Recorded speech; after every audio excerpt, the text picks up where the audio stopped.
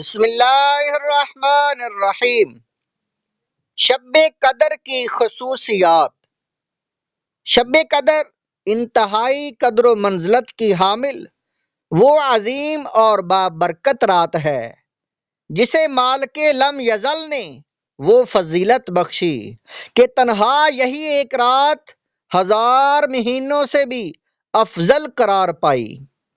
اس سے بڑی اس کی کیا فضیلت ہوگی؟ پھر اس میں بکثرت فرشتوں جیسی نورانی مخلوق کا اور بالخصوص ان سب کے سردار حضرت جبرائیل علیہ السلام، حضرت جبرائیل امین علیہ السلام کا زمین پر اترنا اس عظیم اور بابرکت رات کی فضیلت کی کتنی بڑی دلیل ہے۔ ذیل میں اس عظیم رات کے فضائل کو ذکر کیا جا رہا ہے۔ پہلے اجمالاً اس کے فضائل ملاحظہ کیجئے اور پھر اس کی تفصیل ذکر کی جائے گی۔ شب قدر میں قرآن کریم کا نازل ہونا۔ سورۃ القدر۔ شب قدر 1000 مہینوں سے زیادہ بہتر ہے۔ سورۃ القدر۔ شب قدر فرشتوں کا نازل ہونا، یہ بھی فضیلت سورۃ القدر میں لکھی ہوئی ہے۔ چوتھے نمبر پر فرشتوں کا سلام کرنا اور دعاؤں پر آمین کہنا۔ شعب الایمان میں یہ حدیث پاک 3421 ہے۔ شب قدر میں فرشتوں کا رحمت و سلامتی کی دعا کرنا، یہ بھی سورۃ القدر میں لکھا ہوا ہے۔ شب قدر کا بابرکت اور عظیم ہونا، یہ بھی فضیلت سورۃ القدر اور سورۃ الدخان میں لکھا ہوا ہے۔ شب قدر کا سلامتی والی رات ہونا، یہ بھی فضیلت سورۃ القدر میں لکھی ہوئی ہے۔ شب قدر میں عبادت کرنے والوں کے اگلے پچھلے تمام گناہوں کا معاف ہو جانا۔ بخاری شریف 1901 نمبر حدیث، مسند احمد 22713 نمبر حدیث پاک ہے۔ شب قدر سے محرومی ہر خیر سے محرومی، یہ شب قدر کی یہ حدیث پاک ابن ماجہ 1644 نمبر حدیث ہے۔ شب قدر کا اس امت کی خصوصیت ہونا، کنز الامال 24041 نمبر حدیث ہے۔ شب قدر کا اللہ تعالیٰ کی منتخب رات ہونا، یہ حدیث پاک شعب الایمان 3363 نمبر حدیث ہے۔ اب ان فضائل کی تفصیل ملاحظہ فرمائیں۔ شب قدر میں قرآن کریم نازل ہوا، یہ وہ عظیم اور بابرکت رات ہے جس میں اللہ تعالیٰ نے قرآن کریم نازل کیا۔ چنانچہ ارشاد باری تعالیٰ ہے، انا انزلناہ فی لیلۃ القدر، بے شک ہم نے اس قرآن کو شب قدر میں نازل کیا۔ سورۃ القدر آسان ترجمہ قرآن۔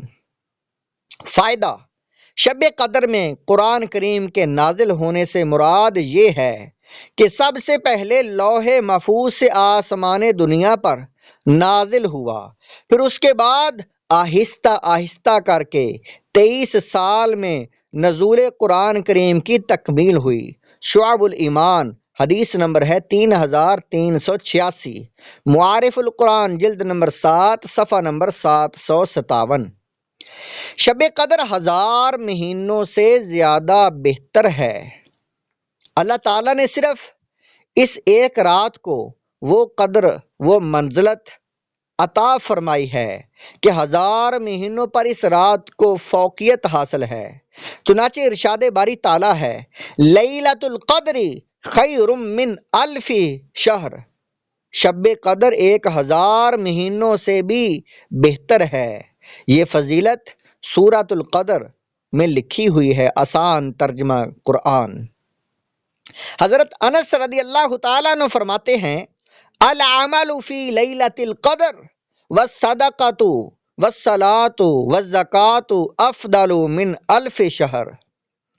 آپ نے فرمایا، شب قدر میں عمل کرنا، صدقہ دینا، نماز پڑھنا، زکوٰۃ ادا کرنا 1000 مہینوں سے افضل ہے۔ یہ تفسیر امام جلال الدین سیوطی کی کتاب تفسیر کی کتاب الدر منصور جلد نمبر 8 صفحہ نمبر 568 پر ہے۔ فائدہ 1000 مہینوں سے 83 برس 4 مہینے بنتے ہیں 1000 مہینوں کے۔ تفسیر روح البیان، گویا 83 برس 4 مہینے سے زیادہ عبادت کا ثواب ہے، اور اس زیادتی کا علم نہیں کہ 1000 مہینے سے کتنے ماہ زیادہ افضل ہے۔ فضائل رمضان صفحہ نمبر 35۔ شب قدر میں فرشتوں کا نازل ہونا۔ اس مبارک رات کی ایک بڑی فضیلت یہ بھی ہے کہ اس میں تمام فرشتوں کے سردار حضرت جبرائیل امین علیہ السلام، جن کو روح القدس کہا جاتا ہے، وہ اللہ تعالیٰ کے حکم سے فرشتوں کی ایک بہت بڑی جماعت لے کر اس رات کو زمین پر اترتے ہیں۔ چنانچہ اللہ تبارک و تعالیٰ کا ارشاد ہے، تنزل الملائکۃ والروح فیہا باذن ربہم من کل امر۔ ترجمہ، اس میں فرشتے اور روح اپنے پروردگار کی اجازت سے ہر کام کے لیے اترتے ہیں۔ سورۃ القدر آسان ترجمہ قرآن۔ روح سے مراد ہے، اس بارے میں مفسرین کے کئی اقوال ہیں۔ راجح یہی ہے کہ اس سے مراد فرشتوں کے سردار حضرت جبرائیل امین علیہ السلام ہیں، جیسا کہ حضرت شیخ الحدیث مولانا زکریا رحمۃ اللہ علیہ نے اپنی رازی رحمۃ اللہ علیہ کے حوالے سے، امام رازی رحمۃ اللہ علیہ کے حوالے سے اس کو فضائل رمضان میں ذکر کیا ہے۔ حضرت ابو ہریرہ رضی اللہ تعالیٰ عنہ نبی کریم صلی اللہ علیہ وسلم کا یہ ارشاد نقل فرماتے ہیں، ان الملائکۃ تلک اللیلۃ فی الارض اکثر من عدد الحصائی۔ بے شک شب قدر میں زمین پر اترنے والے فرشتوں کی تعداد کینکریوں کی تعداد سے بھی زیادہ ہوتی ہے۔ مسند احمد 10,734 نمبر حدیث ہے۔ شیخ الاسلام حضرت مفتی محمد تقی عثمانی صاحب مدد اللہ العالی لکھتے ہیں، فرشتوں کے اترنے کے 2 مقصد ہوتے ہیں۔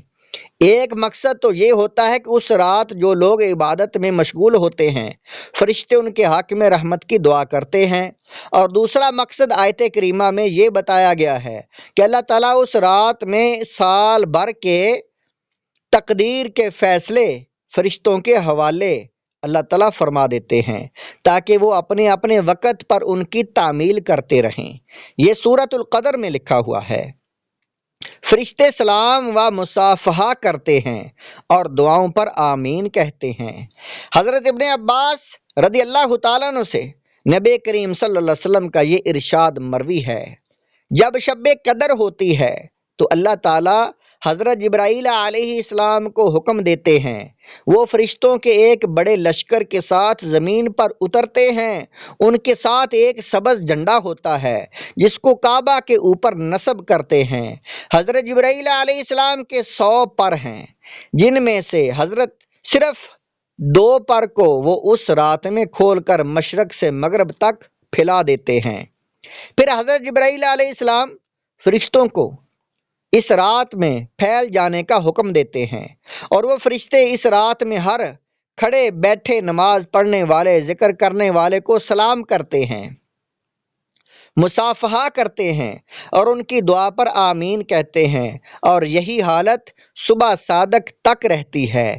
یہ حدیث پاک شعب الایمان میں ہے، 3421 نمبر حدیث ہے۔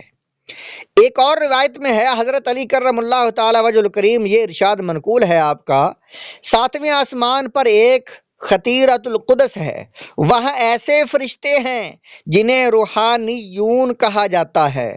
جب شب قدر ہوتی ہے تو وہ اللہ تعالیٰ سے دنیا میں اترنے کی اجازت مانگتے ہیں، اللہ تعالیٰ انہیں اجازت مرحمت فرماتے ہیں، پس وہ آتے ہیں اور کسی بھی مسجد میں جہاں نماز پڑھی جا رہی ہو یا راہ چلتے کسی کا سامنا ہو اس کے لیے دعا کرتے ہیں، پس اسے ان فرشتوں کی برکت حاصل ہوتی ہے۔ شعب الایمان اور حدیث نمبر ہے 3423 نمبر حدیث ہے۔